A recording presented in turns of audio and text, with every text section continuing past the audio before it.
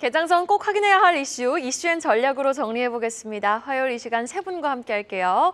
LNS홀딩스 김선영 대표, 타케오뉴스 조우진 대표와 한국경제TV 신재근 기자 수고해 주시겠습니다. 세 분 어서 오세요. 안녕하세요. 자, 밤사이 뉴욕 증시에서는 AI 모멘텀이 붙은 기업들은 또 한 번 저력을 발휘했습니다. 엔비디아 급등, 펠런티어도 시간의 거래에서 폭등하고 있는데요. 그러나 국내 증시 온 디바이스 AI 관련주들은 왜 이러는 걸까요? 미끄러지고 있는 온 디바이스 AI 소식으로 오늘 이 시간 출발해 보겠습니다. 자, 12월 중순까지 아주 무서운 속도로 고공행진한던 온 디바이스 AI 관련주들 이달 들어 좀 연이어 하락세를 보이고 있는데 특히 주목을 받았던 제주 반도체가 어제 11% 넘게 급락을 했거든요. 기대하던 모멘텀 소멸일지 아니면 일시적 조정에 그칠지 하락의 배경 김선영 대표님은 어디서 좀 찾아보고 계십니까? 일단 좀 쉬어갈 타이밍이 된 것 같습니다. 사실 그동안 좀 많이 올랐던 부분이 분명히 있는 것 같고요. 특히나 미국과는 다르게 우리나라 같은 경우는 이제 이런 테마군이 형성되고 나서는 이제 초반엔 돈이 좀 많이 모인 현상이 발생했다가 좀 시간이 지나면은 돈이 좀 빠지면서 이 테마에 대해서 다시 한번 생각해 보게 됩니다. 과연 이 종목이 이것과 연관되어 있는지라는 부분을 생각해 보게 되는데 제가 봤을 때는 그 시점이 좀 일찍 온 게 아닌가라고 생각하고 있습니다. 하지만 이게 전반적인 추세에 꺾인 게 아니기 때문에 이런 건 너무 걱정하실 필요 없을 것 같고요. 작년 연말에 사실 큰 관심을 만들어냈죠. 우리 증시를 포함해서 관련주를 만들어냈고 미증시를 이끌었다 해도 이제 과언이 아닌 온디바이스 AI 관련주들의 파란불이 켜졌다라는 그런 식의 기사가 나왔습니다. 일단 온디바이스 AI 수요가 좀 지지부진하다 이런 얘기가 나오고 있는데 여기다가 상승 재료가 좀 소멸됐다라는 부분까지 있는 것 같은데요. 사실 이건 조금 많이 확대 해석을 한 부분인 것 같고요. 그간 관련주로 뽑혀온 제주반도체가 어제 11.39% 하락 마감했고 최근에 잘 아시는 대로 이제 52주 신고가를 쓰였지만 7거래 연속 하락세를 좀 이어가고 있는 부분이 아무래도 투자하고 계신 분들께 좀 마음에 좀 불편함을 좀 드리고 있을 것 같은데 일단 이 기간 동안 주가는 27.5% 제법 좀 큰 낙폭을 보였습니다. 근데 여전히 이 정도 하락폭이라고 하면은 이런 테마군에서는 한번 첫 번째 조정 나올 때 나올 수 있는 조정 그 라인이니까 이거 너무 큰 걱정하실 필요 없을 것 같고요. 같은 기간에 온디바이스 AI 관련주들이 다 좀 하락세를 보였습니다. 폴라리스 오피스도 30.9% 떨어졌고요. 태성도 24.8%, 칩스 엔미디어, 가온칩스, 리노공업 전부 다 두 자릿수 이상의 어떤 하락률을 보였다라는 부분 체크해 보시면 좋을 것 같습니다. 네, 방금 이해수 앵커가 얘기했듯이 엔비디아 요즘 주가 올라가는 거 보면 아주 놀랍습니다. 계속 이제 신고점을 찍고 있고요. 방금 지금 확인해 보니까 펠런티어 이제 IT 솔루션 업체 주로 이제 공공기관 대상으로 하는 업체이긴 합니다만 지금 시간의 거래에서 20% 급등을 하고 있습니다. 미국의 이제 시간의 거래는 4시간인데 지금도 계속 움직이고 있는 거죠. 자, 온 디바이스 AI 요거 투자 전략 어떻게 짜야 됩니까? 국내 투자자들은? 일단 전 그대로 가셔야 된다 생각합니다. 지금 그 엔비디아 말씀하셔서 제가 갑자기 생각이 났는데 제가 2022년도 하반기 때쯤에 엔비디아를 저희 한경 다른 방송에서 한번 말씀드린 적이 있어요. 근데 그때 당시 160불이었거든요. 근데 그때도 제가 140불 이하로 좀 떨어지면 관심 가져보시면 좋을 것 같다고 했는데 그때 리플 되게 안 좋았습니다. 엔비디아 더 이상 갈 구간 없다, 끝났다라고 되게 말이 많았었는데 지금 주가 보면 대충 아실 거예요. 그래서 모든 업종 자체가 사실 그런 구간을 다 거쳐간다라는 부분 체크해 보시면 좋을 것 같습니다. 온 디바이스 AI 잘 아시는 대로 디바이스에 대해 뭔가를 이제 올린다는 얘기죠. 그래서 이게 기존의 챗 GPT와는 좀 다르게 챗 GPT는 서버에서 쏴가지고 나오는 건데 온 디바이스는 그 기계 내에서 이제 모든 것들을 연산하고 답변하는 방식의 어떤 시스템이다라고 보시면 될 것 같습니다. 작년 10월 달에 구글이 온 디바이스 AI를 탑재한 픽셀 8을 발표했죠. 그리고 최근에 우리나라가 삼성전자가 갤럭시 S24를 발표하면서 투심이 좀 갑자기 몰리는 부분도 분명히 좀 있는 것 같습니다. 이것 때문에 지난달 중순까지 최소 60%가 넘게 주가가 좀 올라가고 가는 과정에서 사실 제가 봤을 때는 다른 것보다는 연준이 1월 FOMC에서 조기 금리 인상 가능성을 완전 배제시켜버렸죠. 그리고 지난 주말에도 파월 의장 직접 나와가지고 3월달 안 한다라고 말씀드렸었는데 사실 이거는 3월달에 한다고 이제 예상하고 기대했었던 시장의 잘못이라고 생각합니다. 3월달 할 이유 전혀 없었고요. 저도 작년 연말부터 말씀드렸지만 저는 어쨌든 3월 넘어가고 올해 9월달에 첫 번째 금리 인하가 될 것이라고 아직까지 보고 있기 때문에 중간에 이런 기대감을 굳이 가질 필요가 없을 것 같습니다. 하지만 이런 기대감이 들어가게 되면은 기술주나 성장주 같은 경우는 영향을 받을 수밖에 없는데 그 기대감으로 인해서 들어갔던 수급이 빠진다라고 치면은 어차피 올해는 금리 인하 할 겁니다. 그렇기 때문에 올해 같은 경우는 작년, 재작년과는 다르게 오히려 금리 인하에 대한 기대감이 좀 꺾이면서 주가나 지수가 밀리면은 오히려 그거 매수 기회입니다. 왜냐하면 이번 텀은 넘어갔는데 그 다음 텀에 또 금리 인하를 할 것이라는 기대감이 올라가면서 지수가 또 올라갈 거거든요. 그렇기 때문에 올해 같은 경우는 이렇게 밀릴 때마다 추가 매수해주는 전략 좋을 것 같고요. 우리나라를 지금 먹여 살리고 있는 디램 같은 경우도 예전에 이런 과정 다 거쳤습니다. 그렇기 때문에 이건 단기적인 흐름이라 보시면 될 것 같고 대신에 사이트를 좀 중장기적으로 길게 잡으시고 포트폴리오 투자 너무 한쪽에 몰아서 투자하시지만 않으시면은 제가 봤을 때 시간이 지나면 어느 정도 충분히 수익을 내실 수 있는 업종이라고 생각하고 있습니다. 네, 알겠습니다. 자, 2024 정기 주주총회. 보통 이제 주총 3월에 있으니까요. 한 달이 앞으로 지금 다가왔습니다. 주주 제한에 대한 투자들의 관심이 어느 때보다 높죠. 행동주의 펀드의 영향력이 매년 커지는 가운데 이번 주가 주주 제한의 분수령이 될 것이라는 전망이 나옵니다. 증권부의 신재근 기자가 이번 소식을 준비해 왔고요. 먼저 주주 제한을 받은 것부터 살펴볼까요? 네, 최근에 삼성물산이 안다 자산운용 등 국내외 헤지펀드로부터 주주 제한을 받았습니다. 이들은 배당 확대와 자사주 매입을 요구하고 있는데요. 먼저 배당의 경우 보통주는 주당 4,500원, 우선주는 주당 4,550원을 제한했습니다. 회사가 최근 배당을 지난해보다 주당 200원 늘렸었는데 2배 가까이 더 주라는 겁니다. 자사주 매입도 더 하라고 요구했습니다. 앞서 삼성물산은 자사주를 기존 5년에서 3년 내 모두 소각하기로 결정했는데 이에 더해서 5천억 원 규모 자사주를 더 사들이라고 하는 겁니다. 삼성물산은 이사회 검토 등을 거쳐 앞으로 주총 상정 여부 등을 결정할 예정입니다. 향후 배당 확대 등 주주 환원 등을 담은 내용을 두고 행동주의 펀드와 회사 측 간 표대결이 예상되는 상황입니다. 주주 제한을 받을 것으로 예상되는 기업이 또 있습니까? 네, 현대엘리베이터는 이번 정기 주총을 앞두고 주주 제한을 받을 것으로 예상되는 기업 중에 하나인데요. KCI 자산운용은 현대엘리베이터의 감사위원 선출 과정에 있어서 문제를 제기하고 있습니다. 서창진 이사 등 오는 3월 만료되는 감사위원 임기와 맞물려서 KCI는 회사 측에 감사위원을 분리해서 선출하라 이렇게 요구를 하고 있습니다. KCI는 현대엘리베이터가 감사위원회 사측 인사를 앉혔다면서 감사위원 분리 선출을 통한 감사 선임을 요구해 왔습니다. KCI 자산운용 관계자는 주주 제한 가능성에 대해서 검토 중이지만 아직 결정된 바 없다고 답을 했습니다. 삼촌 박찬구 금호석유화학 명예회장을 상대로 경영권 분쟁을 벌인 박철환 전 상무도 언제든지 다시 주주 제한을 할 수 있는 인물로 꼽힙니다. 박 전 상무는 지난달 입장문을 내고 금호석유화학과 OCI의 명분 없는 자사주 교환에 반대한다고 밝혔는데요. 자사주는 의결권이 없지만 이를 제3자에게 넘기면 의결권이 다시 살아나기 때문에 금호석유와 OCI 간 자사주 교환은 경영권 방어를 위한 행동으로밖에 볼 수 없다는 겁니다. 금호석유화학 측은 아직 주주 제한을 받은 적은 없다고 말했습니다. 네, 박철환 전 상무가 이제 조카가 되겠네요. 삼촌을 상대로 경영권 문제를 벌였었고 3월 주주총회에서 주주 제한 안건으로 올리려면 다음 주까지 주주 제한을 해야 한다. 이건 뭐 법에 그렇게 돼 있는 건가요? 예, 상법상 주주 제한은 6개월 이상 지분을 1% 이상 갖고 있으면은 할 수 있는데요. 주주총회가 열리는 날로부터 6주 전까지 해야 합니다. 상장사들의 주주총회가 집중적으로 열리는 시기를 주총 슈퍼위크라고 하는데요. 이번 슈퍼위크는 3월 마지막 주로 예상이 됩니다. 3월 마지막 주까지 지금 7주가량 남았기 때문에 해당 시기에 주주총회를 여는 기업은 주주 제한을 하려면 늦어도 다음 주까지는 주주 제한을 해야 한다는 계산이 나옵니다. 예를 들어서 현대엘리베이터의 경우에 지난해 3월 29일 정기 주주총회를 열었는데요. 주주 제한권을 행사하기 위해선 올해 2월 15일, 그러니까 다음 주 목요일까지 행사해야 합니다. 이 때문에 이번 주 주주 제한이 추가로 더 나올 수 있다는 얘기들이 나오고 있습니다. 주주 제한 요구가 해를 거듭할수록 거세지는 점도 이런 전망을 뒷받침하는데요. 특히 주주 환원에 대한 관심이 늘면서 2021년 12건에 그쳤던 주주 제한은 지난해 2배 넘게 늘었습니다. 네, 알겠습니다. 또 다음 달 주총 시즌을 앞두고 이번 주 나올 주주 제한에 대한 여부 그리고 이에 따른 주가 변동성까지 여러분 꼼꼼하게 챙겨보셔야겠습니다. 계속해서 어제 이목이 집중된 또 하나의 섹터죠. 바로 초전도체 이슈로 이번에 이어가 보겠습니다. 여러분 언제 이렇게 큰 걸까요? 이 초전도체 관련주 신성 델타테크가 전날의 하락장에서도 20%나 넘게 급등을 하며 코스닥 10위에 등극을 했는데요. 초전도체를 개발했다고 주장하는 한국 퀀텀 에너지 연구소 연구진은 다음 달 미국에서 연구 결과를 발표할 예정이라고 하죠. 자, 초전도체 붐이 불 때부터 아주 강하게 좀 비판의 목소리를 내셨던 조호진 대표님의 의견 좀 들어봐야겠습니다. 전날의 급등 어떻게 보셨어요?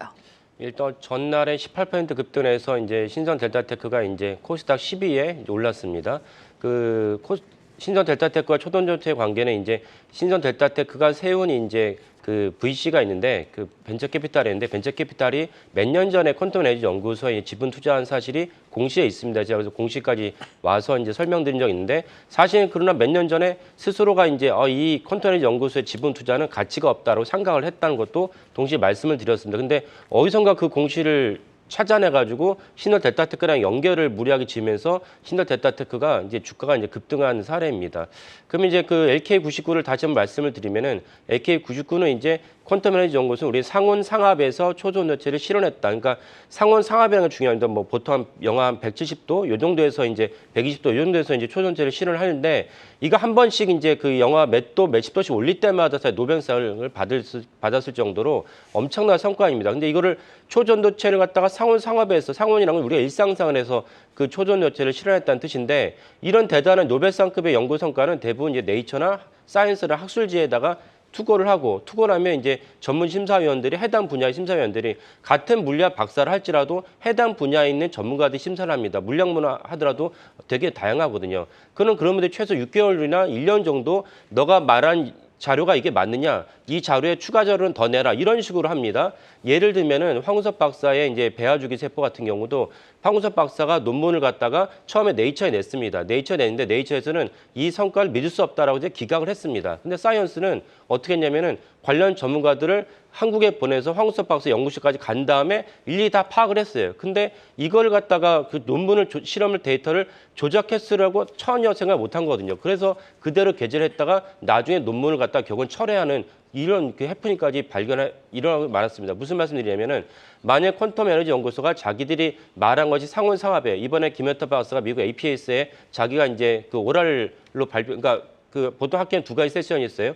포스터 세션이 있고 오랄 세션인데 그 포스터는 그냥 서류만으로 보여준 거고 오랄은 이제 구두로 발표하는 것입니다. 그래서 오랄이라는 말을 하는데 거기서 발표를 하고 논문도 거기에 질을 받겠다 했는데 이게 많이 맞다면 사이언스나 네이처에다가 투고를 할 일이지 이런 학회지에 투고를 해서 사람들에게 질을 받는 이런 식으로 절차를 밟지 않는다. 이런 것 자체가 사실은 진위 여부에서 그 탈락했다라고 볼 수 있는 것이고 퀀텀 에너지 연구소 이런 걸 밟지 않고 국내 학회지에다가 논문을 게재했는데 하나는 게재를 했고 하나는 게재하기 전에 미리 볼 수 있는 사이트에 올려놓으면서 이게 일파만파 퍼진 것입니다. 이런 것들은 이제 논문의 신뢰를 갖다가 잃어버리는 논문 성과의 신뢰를 갖다 담보할 수 없게 맞는 행동이고 이번에 그 오랄 세션으로 발표한 김현태 박사 같은 경우도 예전에 한번 일이 있었는데 에트리 제이셀에 아주 획기적인 이제 반도체 물질을 개발했더라도 일파만파 퍼진 적이 있어요. 그래서 당시에 경향신문과 치열한 소송 끝에 어떻게 자신이 얘기했냐면 내 성과가 과정된 건 맞지만 거짓말 아니다 이렇게 워딩을 했어요.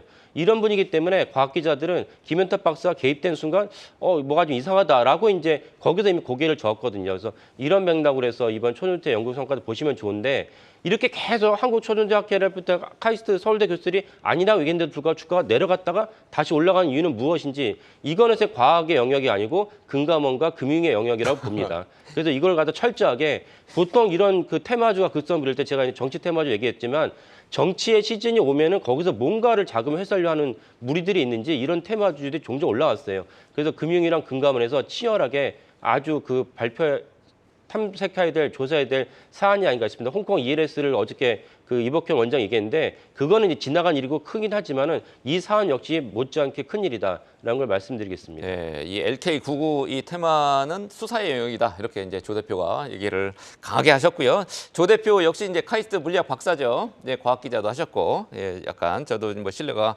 갑니다. 자, 다음 질문 해주시죠. 네, 알겠습니다. 자, 이렇게 초전도체 관련 종목 신성 델타테크의 급등 이슈 이어서 확인해 봤고요. 우리 시장 이야기로 다시 넘어와서 이제는 저 PBR주가 테마주로 자리 잡으면서 증시가 급등락을 하는 모양새지 않습니까? 그 가운데 유통주의 존재감도 두각을 나타내고 있는데요.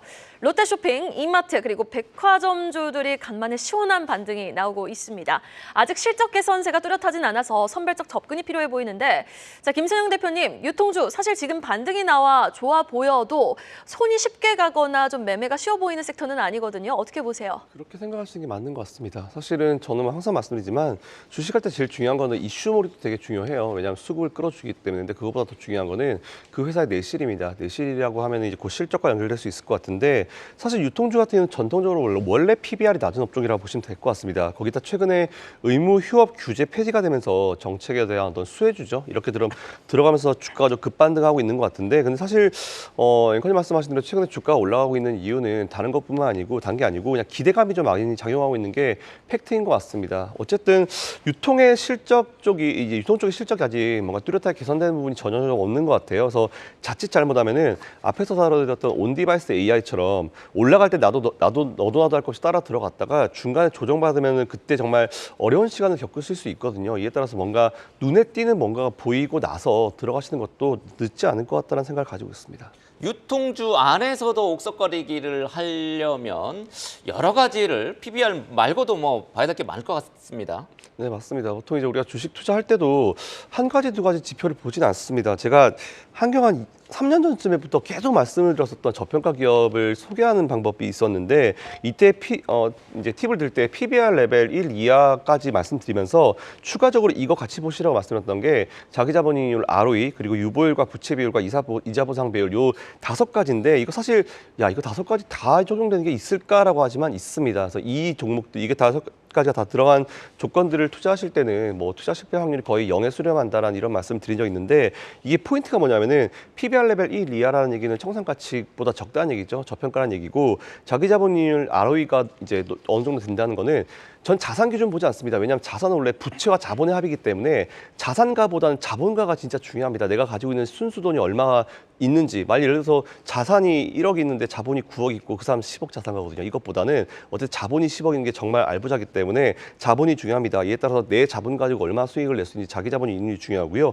유보율은 1000% 넘어가야죠. 돈이 많다는 걸 알 수 있는 부분이고 부채 비율은 지금 너무 높으면 안 됩니다. 정말 코스닥 기업 기준으로 정말 많이 보수적으로 봤다 하더라도 200%가 넘는 기업은 절대 투자하시면 안 되고요. 그리고 이자 보상 비율 이건 진짜 네가 돈을 벌어가지고 이자 보상 비율이 낮다는 얘기는 이자도 못 낸다는 그런 얘기거든요. 요 5가지 조건이 갖춰진 기업을 투자해 보시라는 말씀드리고 그중에 이번에 이제 밸류업 프로그램, 기업 밸류 프로그램과 관련되어 있는 부분 중에 제일 중요한 포인트가 뭐냐면 부채 비율입니다. 아무래도 주주 환원을 하려면 부채 비율이 중요하기 때문에 요까지 좀 같이 체크하셔가지고 투자해 보시면 좋을 것 같고 PBR 관련 좀 밀어붙인다 해서 무조건 저 PBR 했다가는 이거 진짜 10년, 20년 갈 수도 있습니다. 뭐 우리나라 모기업 같은 경우는 20년 전에 투자했을 때 마이너스 44%라는 얘기가 나오잖아요. 그거 체크하셔가지고 투자해 보시면 좋을 것 같습니다. 네, 그렇군요. 부채가 낮아야 이제 뭐 주주 환원도 많이 할 수 있겠죠.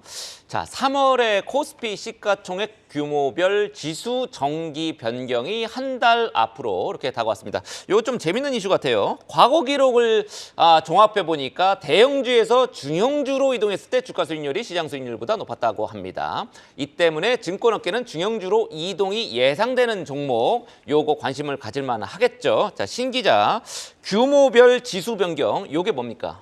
네, 한국거래소는 매년 3월과 9월 두 차례에 걸쳐서 시가총액에 따라 대형주, 중형주, 소형주로 이렇게 구분을 하고 있는데요.